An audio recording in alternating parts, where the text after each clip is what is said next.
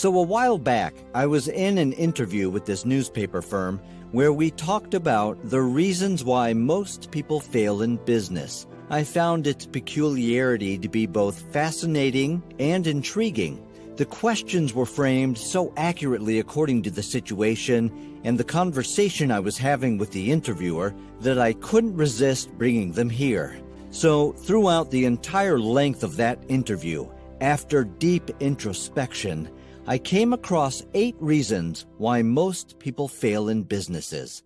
And let me tell you, these aren't reasons related to financial or technical or knowledgeable aspects. These reasons highlight the issues on a mere personal level. How a person deals with certain situations in life makes all the difference. So let's look at them. 1. If I had to choose one explanation out of all the possible ones for why individuals fail, it would be a lack of sheer, disciplined hard work. What I've learned throughout the years is that people just don't do the work. People don't learn. You either fail miserably or learn a lot and become successful in your new endeavor, but there's no middle ground. If you're very fortunate and pick a setting with absolutely little competition, you can get by with very little expertise. However, if there is going to be competition, it is certainly that someone else already knows as much about the industry as you do, and that, my friend, is not just your competition. That could be the person who could rattle down your entire business. And if you enter a competitive climate where they already have a leg up on you in terms of both company knowledge and consumer insight, you're doomed to fail. That's why it's the single most critical factor in getting a company off the ground. Research the field. Get as much education as you can and never stop learning. Still, most individuals don't give it much thought since they don't attempt it. They don't educate themselves on their field, and they don't even know about their own business. If you want to compete with me, you best put in the time and energy to learn the ropes first, because if you don't, I'll kick your ass and you won't be able to outwork me. And so, the combination is usually what decides whether the business will live successfully or die early on. When certain people hit the gym, their bodies already have the muscle memory and discipline necessary to perform consistently. Kobe Bryant wasn't the most naturally gifted basketball player. He wasn't the tallest or the strongest, but he was able to succeed because he was disciplined and focused. He put in the effort, and that, together with his height and skill, made him a fantastic basketball player. Thus, you need to identify your strengths, locate an appropriate application for those strengths, and dive in head first. But will that make you $250 grand?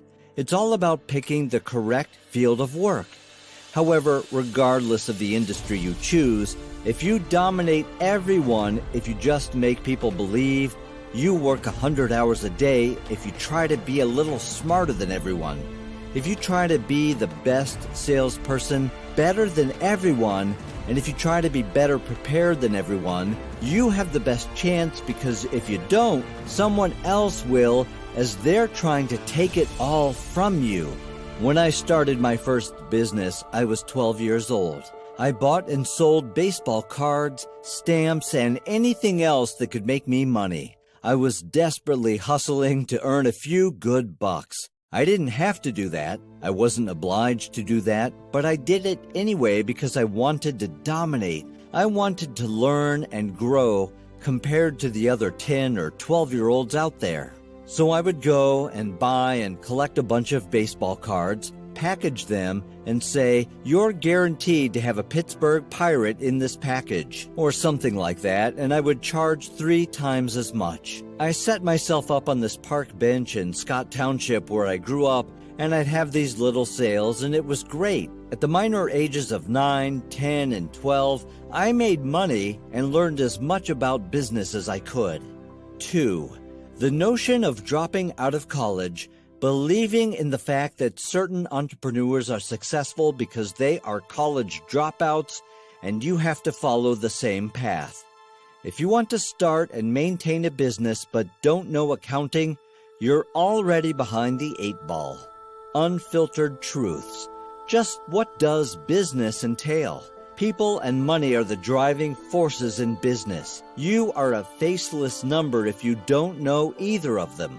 Now, I would get a lot of comments here saying, can't you hire a guy to do all the accounting for you? Sure, but then they have to talk to you. However, he uses financial and legal jargon that you have no chance of understanding. Let's imagine, for the sake of argument, that your financial records show you're making a profit even if your cash flow is declining due to your inability to interpret a breakdown and your subsequent conviction that you need a 4-year degree program to learn how to do so. If you're self-motivated enough, taking an online accounting course and teaching yourself everything puts you ahead of the game, even if it isn't immediately clear to some. But the truth is, most people aren't and don't care if you go to a community college and take a course on accounting for a couple $100. Just spending the money forces you to feel more obligated to do it. You don't want to have to spend money hiring an accountant when you're just starting, especially because you can easily teach yourself these things. Let me put it this way. If you choose to go to the extra mile and take these extra classes on finances and legal laws after college, you don't need a lawyer to incorporate, do you? When Steve Jobs founded Apple, he introduced a dozen different writing styles, the first of their kind. But where did it come from? In a commencement ceremony at one of the colleges, he mentioned that while he dropped out of college, he was still living on campus for another 9 months and taking calligraphy lessons. Had he not done that, there wouldn't be any writing styles today. Many self-proclaimed business people simply don't get it and hence can't see the big picture. It's one thing to launch a company and another to keep it afloat. You know, the thing I learned in Indiana was more important than anything else. I learned how to learn and educate myself on various topics. I learned far more easily in life than in business. The only thing constant is change. And if I'm not constantly learning, if I'm not just absorbing as much as I can absorb, someone else is going to kick my ass, right? 3.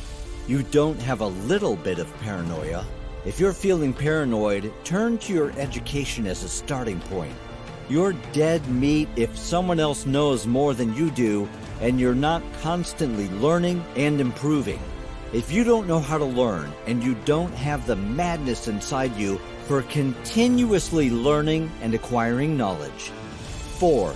You don't understand the importance of first impressions. People just don't get it through their head that first impressions last. Okay, so first impressions are lasting impressions. There are many aspects to any business, but I can usually tell if someone is dedicated, focused, and well prepared. Being able to put me in his shoes and say, okay, here are 900 of the 1,000 things I have to be mindful of. Thanks to my background in business, helps me get a feel for someone's work ethic.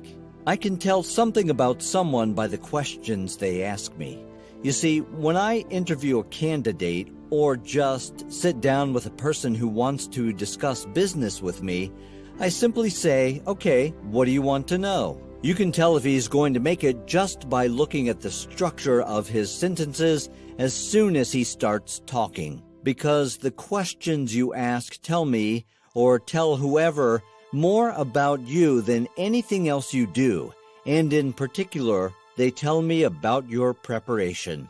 If you ask me questions about just the most basic things that you should have known and you should have down to a science, that's going to disqualify you almost more than anything. People who make it to great heights don't waste time by asking what they already know from somewhere else. 5. Lack of competitive spirit. A healthy level of parallelism is missing. Every time I start a new business, I wonder what my competition will do to drive me out of business. It's always better to know what your competitors can do rather than simply watch them do it. So it doesn't matter what kind of business you're in, someone is always attempting to put you out of business. So to answer the earlier question, yes, that is being paranoid, and thus you must be crazy. You have to think one step ahead of your opponents and never ever underestimate them. For example, this morning I was at a business plan competition, and the team seemed kind of dismissive of the competition. I mean, you can never ever do that. You know they're out there trying to take you down, and they're not just going to sit still. If you're good, if you're going to inspire them to work even harder, faster, and better, you need to know your strengths and weaknesses as well as the strengths and weaknesses of those around you. For this reason, I find that a reasonable amount of paranoia is rather useful. 6. Trying to control things that are just out of human bounds. Certain things in life cannot be controlled. You can only pray for things that go your way and keep your mind at pace. Even if things go south, you have to have a plan B. Coincidentally, running a business is kind of similar. If you are out there running a business, it's totally your responsibility how you deal with it when things don't go as planned. You just have to have faith in your skill set, and when the right moment comes, take the leap of faith and fly. Some businesses are slow starters, and you have to be patient and wait for the right moment, and when that comes, you have to expand swiftly and keep up with the momentum. It's important to move as quickly as possible when launching a product that's meant to be widely used. A lot of people in this industry will tell you that perfection is a myth. Never wait for the perfect moment or the perfect product. Just go with what you have and then improvise. Finding the easiest wins is the key.